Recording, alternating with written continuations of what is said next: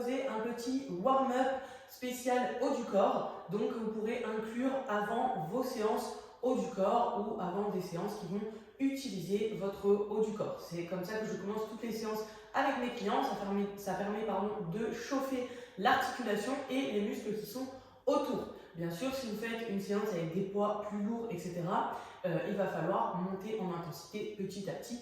Donc, inclure ce warm-up là que je vais vous donner, continuer avec des élastiques ou des charges plus petites et après passer à vos charges effectives, vos charges lourdes. D'accord? Si vous entraînez avec simplement le poids de corps, ce qui est déjà très bien, vous pouvez utiliser, donc passer tout de suite l'échauffement que je vous donne là et tout de suite votre séance. Voilà, ça dépend en fait tout simplement des poids que vous allez utiliser, l'intensité, etc. Mais dans tous les cas, commencez par le commencement, donc c'est-à-dire chauffer l'articulation et les muscles qui sont autour de l'articulation.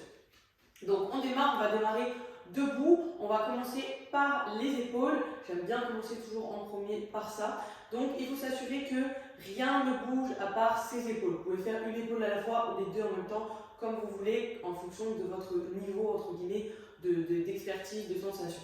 Donc sinon, on commence avec les paumes de main ici qui se regardent et on va venir monter les bras petit à petit jusqu'à ce que vous sentiez que ça bloque ici, on ne peut plus aller plus loin. Donc là, je vais devoir aller visser ici mes épaules pour amener mes paumes de main, vous voyez, vers l'extérieur. Et là, du coup, je sens que, ok, je peux passer. Et on essaye de forcer au maximum, sans se faire mal, bien sûr. Hein, si on a une douleur, on ne va pas dans sa zone de douleur, on réduit le cercle.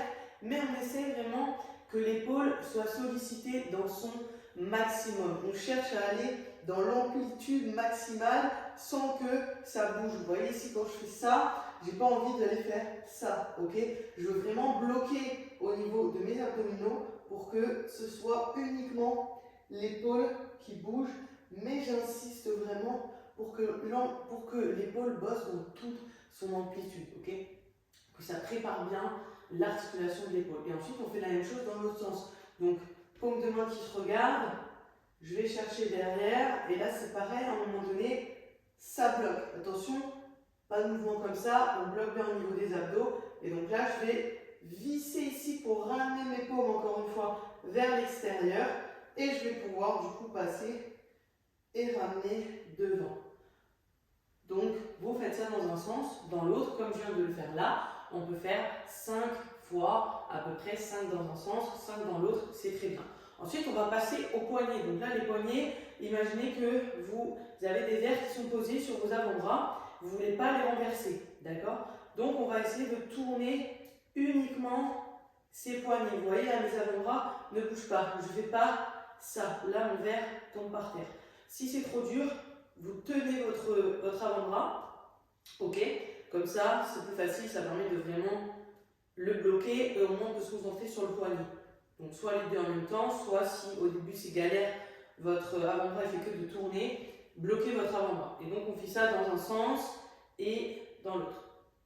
Ensuite, une fois qu'on a chauffé ça, moi j'aime bien passer après à la nuque. Parce que si on fait au début la nuque, le fait de faire les épaules, parfois ça chauffe un peu dans la nuque, on n'est pas trop à l'aise. Donc moi je préfère le faire après. Mais après, chacun ses goûts entre guillemets. Donc là, on commence par la nuque, on continue avec la nuque, on enroule bien le menton devant et on va chercher à basculer sur les côtés vers l'arrière. Donc là, pas de consigne particulière, sauf qu'il faut vraiment relâcher ses épaules, pas être ici comme ça, et que ce soit vraiment la nuque qui bouge, vous voyez, et pas les épaules qui vont monter.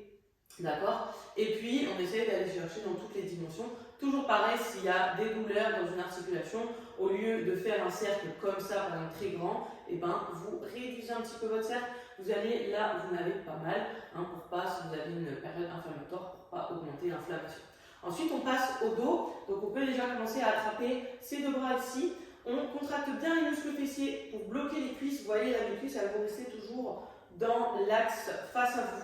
Elles ne vont pas tourner ici. Donc le bassin est bloqué et je vais juste chercher à pivoter au niveau de ma colonne vertébrale. Donc je vais chercher d'un côté et de l'autre. Et là, quand vous faites ça, vous sentez vraiment que ça va visser au niveau de votre colonne, ok? Ça va travailler et ça va chauffer votre dos, les muscles du dos, les abdominaux, etc. Ça prépare les articulations, aussi de votre colonne, bien sûr. Ensuite, on va attraper les épaules et là, on va passer à des cercles. Donc, on enroule bien devant. Pareil, le bassin est bloqué. Je vais basculer sur le côté, vers l'arrière. Je reviens sur l'autre côté. Je repasse devant, etc. Et là, vous voyez, je fais des grands cercles avec mon dos et je ne fais pas bouger le reste. Je vais mettre de profil, peut-être si vous voulez bien visualiser. Donc ici, j'enroule ma colonne, je bascule et vous voyez, il n'y a rien qui bouge à part mon haut du dos et le reste du corps. On essaye de le garder fixe. Donc toujours pareil, dans un sens et dans l'autre, bien évidemment. Et après, on peut passer aux coudes. J'aurais dû les faire peut-être après les épaules, coudes, poignets. Bon, c'est pas grave, l'important c'est que ça soit fait, j'ai envie de dire, peu importe un petit peu l'ordre. Donc là, les coudes, on va mettre les paumes de main vers soi, les coudes pliés au maximum. Et ici, je vais venir descendre, donc tendre mes coudes. Et ensuite, je viens ramener mes paumes vers l'intérieur. Vous voyez ici. Et je remonte en essayant de visser son avant-bras au maximum. Je pivote, je fais descendre, je tends, j'ouvre mes coudes et là, je referme mon avant-bras en essayant de le visser le plus possible, mais sans que mon coude bouge. Vous voyez ici, mon coude ne se déplace pas.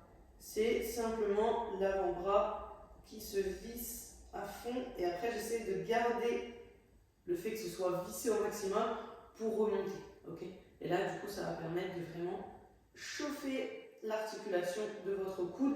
Mais toujours pareil, il faut mettre la bonne intensité, d'accord? Si on veut que ça warm up, si on veut que ce soit un échauffement, si on veut que ça chauffe, voilà, il faut y mettre l'intensité et se concentrer articulation par articulation, ne pas tout faire en même temps. Okay, on essaie de rester focus et de bouger une articulation indépendamment des autres, du coup, pour se concentrer sur le 100% que peut faire cette articulation. Voilà, donc là, si vous avez votre petite routine, épaules, coude, poignet, faites le coude en même temps, tant qu'à faire. Après, la nuque et ce qui est dos. Je vous ferai une deuxième vidéo, bien sûr, pour un warm-up bas du corps. Comme ça, vous savez exactement quoi faire avant tous les circuits que je vous ai donnés. Voilà, et bien, courage, et puis à bientôt. Bye.